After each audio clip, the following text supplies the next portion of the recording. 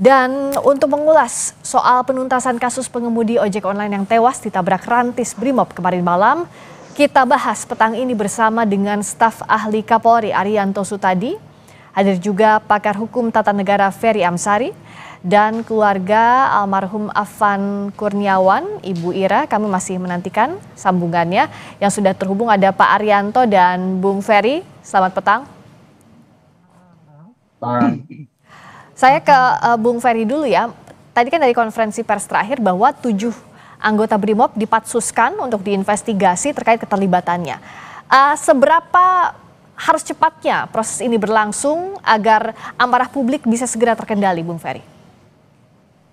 Saya pikir secepat-cepatnya ya pasti, karena polisi berpacu dengan waktu untuk memastikan tindakan yang dilakukan betul-betul mendapatkan sanksi yang proporsional. Dan saya yakin kalau dilihat video yang ada, ini sanksi harus sangat berat ya. Karena kalau dibilang ini tentu saja upaya pembunuhan yang menurut saya tidak boleh dilakukan oleh aparat penegak hukum kita. Dan karena ini bicara soal kemarahan publik, tentu polisi wajib bijaksana dan memastikan agar seluruh tindakannya betul-betul tindakan yang mampu menyejukkan suasana. Tindakan transparan, menyejukkan suasana kalau penegakan hukumnya berjalan dengan baik, Pak Arianto. Dalam kondisi saat ini mengatasi, kita katakanlah krisis yang terjadi kepercayaan publik terhadap Polri pasca peristiwa tadi malam, selain penanganan di Brimob, apalagi yang harus dilakukan dalam waktu segera? Ya, saya melihat kemarin kejadian kaget banget ya. Saya menduga ini pasti akan meledak dan menimbulkan gejolak di seluruh Indonesia. Makanya kami menyarankan pada ini, masalah ini adalah suatu tragedi ya. Suatu musibah, bukan hanya musibah untuk Polda Metro yang menangani ternyata terjadi kekeliruan dan sehingga fatal akibatnya itu. Juga bukan ini masalah yang dihadapi oleh Brimob, tetapi masalah Polri secara keseluruhan. Bahkan ini menjadi masalah bangsa ini ya. Karena ternyata di dalam kasus unjuk rasa ini ternyata masih ada terjadi orang yang tewas gitu ya. Ini merupakan tantangan berat bagi polisi. Tetapi saya pertama kali ya saya bela sungkawa kepada keluarga Pak Arfan dan kemudian pada keluarga besar ojol juga ya yang mempunyai solidaritas yang tinggi. Dan mudah-mudahan kasus ini bisa bisa segera tuntas, kelihatan transparan penyelesaiannya gitu. Nah kemudian selama ini kita lihat ya semalam Bapak Kapolri sudah menyampaikan maaf sedalam-dalamnya, bahkan beliau bisa ketemu dengan orang tua dan kemudian Pak Polda Metro juga demikian hadir di tempat pemakaman, kemudian dan Satbrimob, Kor Brimob juga, bahkan Bapak Presiden sendiri mengatakan minta maaf dan kemudian ikut bela sungkawa, bahkan juga memberikan dukungan untuk kepentingan berikut. Itu menunjukkan simpati ya bangsa ini terhadap tragedi yang terjadi sekarang ini. Nah sekarang polisi menghadapi yang dapat cobaan yang gede sekarang ini, yang harusnya adalah secara frontal ya semua itu menyatakan maaf. Oleh karena itu saya sini juga menyampaikan maaf juga gitu ya, bukan basa-basi maafnya ini kan. Itu memang sudah terjadi kayak gitu, apalagi sudah ada orang meninggal, maka polisi sekarang konsekuensinya adalah harus pasti akan memeriksa yang bersangkutan itu secara transparan dan cepat. Dan alhamdulillah saya kok sesuai dengan harapan saya dulu ya, ketika saya mengusulkan yang namanya sidang kode etik itu, jangan seperti teori yang itu bikin panitianya sebulan dan sebagainya. Itu kalau kasusnya kan ini yang clear, terjadinya clear sekali, simple kasusnya ini. Sehingga untuk membuktikannya, apalagi kan pelakunya ada di dalam satu mobil itu sendiri. Jadi itu, dan ternyata memang benar, hanya 1 hari bisa diputus melanggar kode etik sekian dan kemudian dipatsus gitu. Tetapi karena ini ada orang meninggal, pasti nanti proses meninggalnya orang itu juga nanti akan diteliti.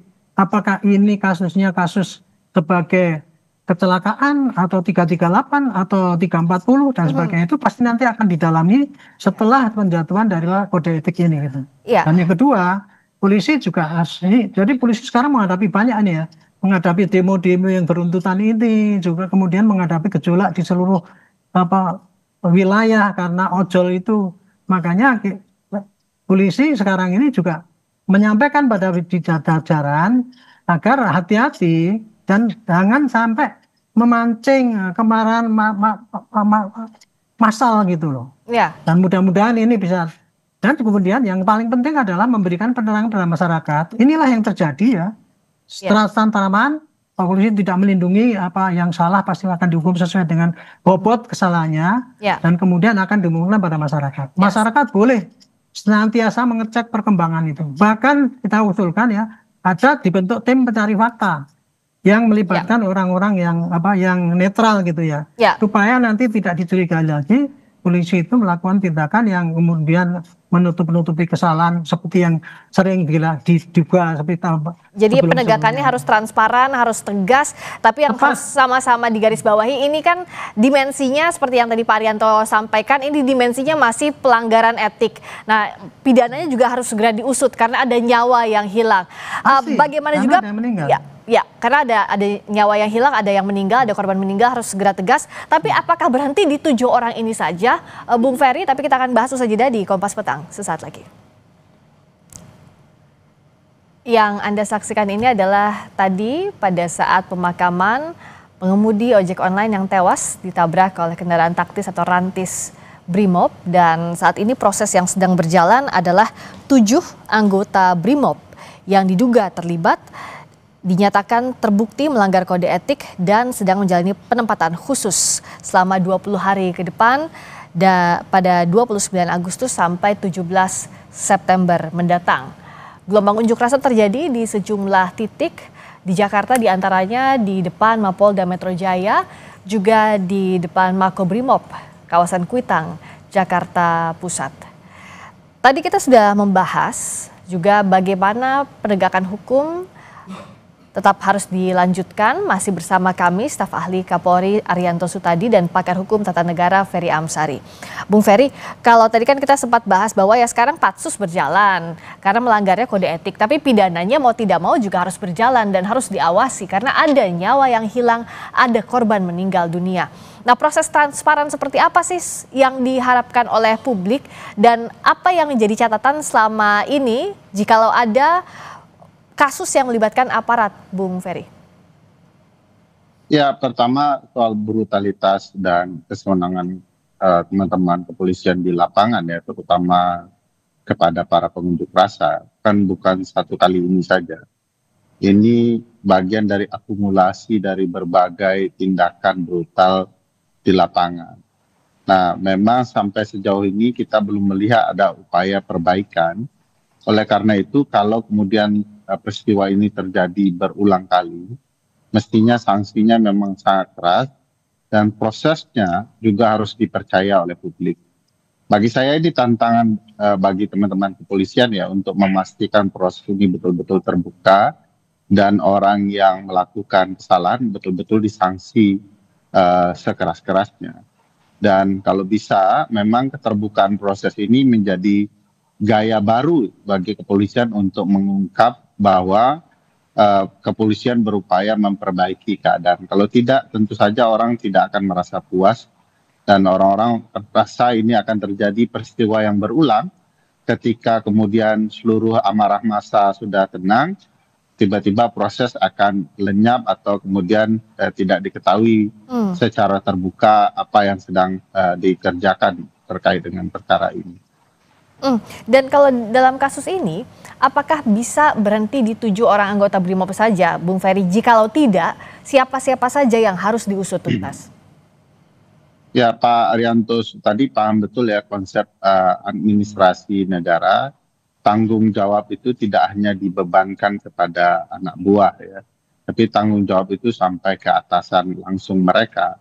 Dan saya pikir karena ini bicara soal etik terlebih dahulu ya, sebelum tindak pidananya, dalam hal-hal etik sebenarnya pimpinan dari pelaku pelanggaran etik juga harus bertanggung jawab karena dia ada tanggung jawab untuk mensupervisi, memastikan kerja anak buahnya tetap tepat sasaran, sehingga mestinya kalau bicara etik akan diperiksa jauh, itu bisa sampai ke atas gitu ya. apakah kemudian ada tindakan-tindakan administrasi dan etis yang mungkin terlanggar oleh pimpinan yang bersangkutan. Ya, itu yang harus diusut sampai tuntas, dan saat ini juga kita sudah terhubung dengan keluarga almarhum Afan Kurniawan, yakni sepupu dari almarhum. Bu Ira, selamat petang. Ya. Bu Ira, selamat petang. Assalamualaikum warahmatullahi wabarakatuh. Saya Friska dari studio Kompas TV. Bu Ira, kami pertama-tama tentu mengucapkan turut berbelasungkawa sedalam-dalamnya atas meninggalnya almarhum Afan Kurniawan, Bu Ira. Iya, terima kasih sebelumnya untuk ucapan duka dan belasungkawa dari banyak pihak, yang baik yang sudah hadir ke rumah duka, ke pemakaman, atau yang sudah mengucapkan lewat banyak media sosial untuk adik kami yang sudah berpulang, Afan Kurniawan. Keluarga mengucapkan banyak-banyak terima kasih sebelumnya, Kak. Ya, terima kasih Mbak Ira, di kondisi yang sangat sulit pasti untuk keluarga. Terima kasih masih bersedia untuk menerima kami untuk berbincang bersama Mbak Ira. Mbak Ira, boleh tolong buka kameranya agar kita bisa terhubung lewat Zoom karena masih terdengar suaranya saja. Ya, sudah. Baik, terima kasih Mbak Ira sudah bersedia. Mbak Ira, boleh tolong diceritakan kepada kami, mohon maaf kalau kami harus mengungkit lagi momen yang berat kemarin. Bagaimana ceritanya almarhum ada di lokasi dan bagaimana pula keluarga akhirnya tahu bahwa almarhum ini jadi salah satu korban? Kemarin adik saya pamit sama ibunya, kebetulan saya kakak sepupunya beda rumah. Dan info ini, kalau untuk info keberangkatan dia dari rumah memang izin untuk narik seperti biasa. Beliau memang kegiatan sehari-harinya narik ojol gitu. Beliau izin ke ibu untuk kerja seperti biasa, narik ojol sampai sore. Biasanya memang kalau ayahnya juga kan narik ojol tapi nggak segigih beliau gitu. Kalau siang mungkin ayah udah pulang karena usia juga ya. Tapi kalau beliau walaupun udah sore, kalau misalkan memang belum mencapai target dia belum pulang gitu.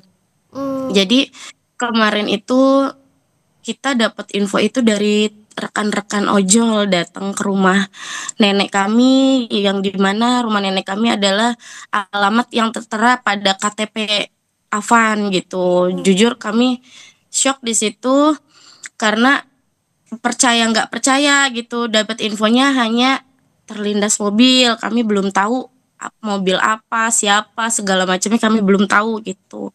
Terus bibi saya, adik dari ayah Afan, langsung ke rumah sakit Pelni.